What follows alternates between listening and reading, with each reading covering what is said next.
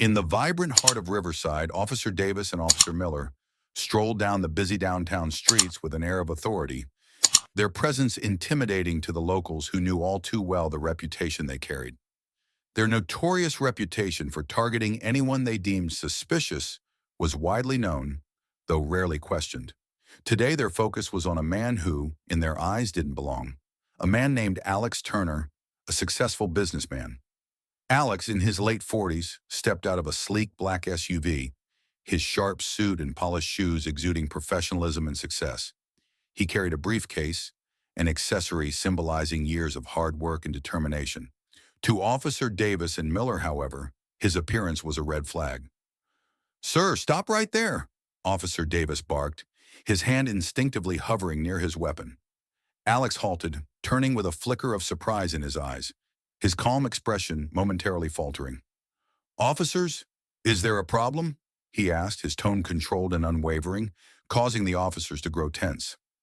"We've had reports of a vehicle matching yours involved in a theft nearby," Officer Miller added, his voice dripping with feigned concern. The accusation was baseless, invented out of thin air, but Alex's composed demeanor seemed to irritate them further. "That's a serious accusation," Alex said, his voice calm but firm. "Can I see the report?" Officer Davis's jaw tightened, his irritation now evident. "Hands where I can see them! You're under arrest for obstructing justice," he snarled, escalating the situation without cause. Bystanders froze, some reaching for their phones to record the unfolding scene. Alex complied, his movements slow but deliberate as handcuffs were snapped around his wrists. "You're making a huge mistake," Alex said quietly, his voice calm yet resolute. Laughter echoed in the holding cell as Officers Davis and Miller mocked his silence. Inside the holding cell, Alex remained composed despite the chaos around him. Officers Davis and Miller, drunk on their perceived authority, continued to mock his stoic silence. "Think he's some kind of big shot?" Officer Davis sneered, his voice full of derision. "Probably thinks being quiet makes him look innocent," Officer Miller added with a mocking grin. Alex remained unresponsive, his silence speaking volumes. His calmness unnerved them. As the hours passed, their interrogation grew more hostile, their questions less about facts and more about control. Outside the station, the videos of Alex's arrest were spreading rapidly on social media. Clips showing his dignified composure and the officer's unwarranted aggression were igniting outrage among the public. Activists and community leaders were condemning the blatant racial profiling, and hashtags calling for justice began to trend. Unaware of the storm brewing outside, Officers Davis and Miller laughed off the situation. To them, Alex was just another suspect, another statistic to add to their record. But in the holding cell, Alex finally broke his silence. "I need to make a phone call," Alex said, his voice steady. "I have court tomorrow." The sergeant on duty smirked, leaning back in his chair. "Court? What are you going to do? Defend yourself in front of a judge?" Alex met his gaze without flinching. "Number I am the judge." The room fell silent as the sergeant's face drained of color. His fingers scrambled to type into the system. When the truth appeared on the screen, the sergeant's smirk vanished. Alex Turner, judge of the Riverside District Court. Panic spread quickly. The officers' earlier smugness evaporated as they realized the gravity of their mistake. The next morning, Riverside's courtroom was filled with anticipation. Reporters and cameras flooded the room, eager to witness the proceedings. Community members, some of whom had seen Alex's unjust arrest on social media, filled the gallery, their faces a mixture of anger and curiosity. When Alex entered, dressed in his judge's robes, the room fell into a heavy silence. As Alex took his seat on the bench, the room seemed to hold its breath.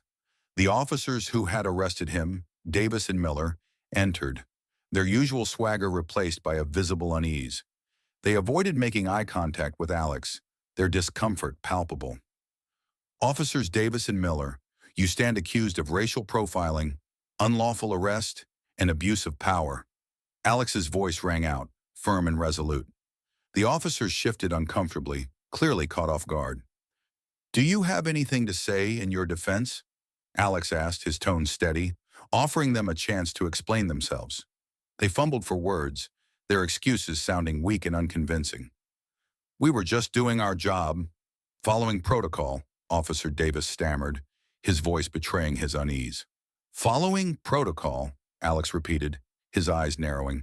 Or was this an instance of overzealousness, based on nothing more than assumptions and bias? The officers stammered again, their attempts to justify their actions growing weaker with each passing moment.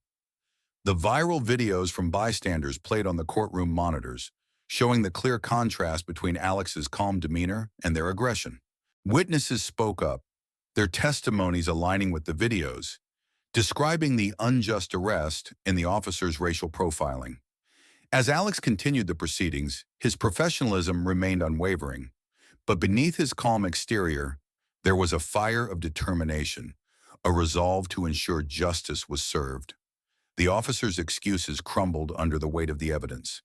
In the end, their defense was nothing more than a flimsy attempt to cover their tracks. The courtroom was silent as Alex made his decision. Officers Davis and Miller, Alex announced, you are hereby suspended without pay, pending further investigation into your actions. The evidence is clear, and the public outcry demands accountability.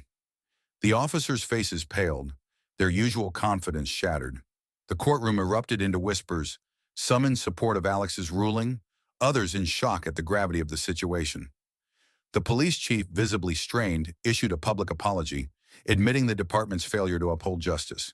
He promised reforms would be made, but the damage had already been done. Despite the apology, the damage to the department's reputation was irreversible. The public had lost faith, and the officers had become symbols of the very issues they were supposed to solve. For Alex, the ordeal marked a turning point. He chose not to harbor bitterness, but to channel his experience into meaningful change. With the support of the community, Alex spearheaded a police reform initiative, working closely with city officials to implement mandatory racial bias training for officers and strengthen community engagement. The story of Alex Turner became a rallying cry for justice and reform, igniting widespread protests and inspiring new policies across the state. Months later, Alex stood outside City Hall, watching the new recruits entering the police academy. He felt a quiet optimism, knowing that change, though slow, was finally beginning. As the recruits marched into the academy, Alex stood at the steps of City Hall, reflecting on how far things had come. The journey had been long and fraught with challenges, but progress was undeniable. He couldn't erase the scars of his own ordeal, but they had become part of him, part of the fight for justice he had now taken to heart. His determination was unshaken, and he knew the path ahead would be long. The reforms had already begun to take shape, but Alex knew there was much more to be done. The community needed to rebuild trust, and the officers needed to understand that their actions had consequences. As the sun began to set, casting a warm golden glow over the city, Alex looked at the recruits once more. He saw in their eyes the hope of a new generation, one that would carry the torch of fairness and integrity. It would be a difficult journey, but Alex felt a sense of purpose he had never known before. His fight was no longer just his own. It was a collective effort to create a better future. He smiled faintly, a glimmer of hope in his heart. One day, he thought, things would be different. Justice would no longer be an uphill battle. It would be the foundation upon which society stood, unwavering and fair. But for now, Alex stood firm. The fight wasn't over. It had only just begun. The city of Riverside was changing, and Alex Turner was at the heart of that change. Months passed, and the city of Riverside slowly began to heal. The reforms Alex had championed were starting to show results, though there was still much work to be done. The community was beginning to trust their police force again. The new police recruits, trained under the new system, were a reflection of that change. They were more aware of their responsibilities and more connected to the community they served. But not everyone had embraced the reforms. There were still pockets of resistance, small groups within the force who clung to the old ways. They resented the changes, viewing them as an attack on their authority.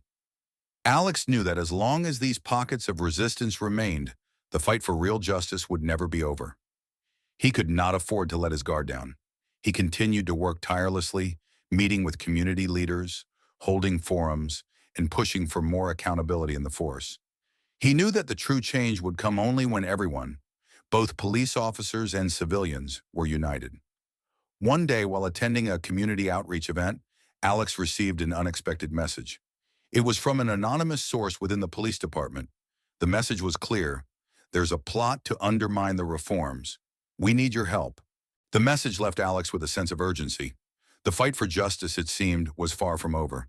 There were still battles to be fought, and this time, the challenge would come from within. He quickly mobilized his team, determined to investigate the claim. The thought of having to confront corruption within the very institution he had worked so hard to reform was unsettling, but Alex remained resolute. Alex knew that exposing this corruption could be dangerous, but he also understood that the integrity of the entire reform effort depended on rooting out these deep-seated problems. He was ready for whatever came next. The next few weeks were a whirlwind of meetings, investigations, and discreet efforts to gather information. Alex knew that if the plot was true, it could derail everything he had worked for. He couldn't afford to fail. Not now, not after everything that had happened. The stakes were higher than ever. With his team working around the clock, Alex was determined to expose those who sought to undermine the reforms. The next chapter in his fight for justice was about to begin, and this time, the enemy was closer than ever.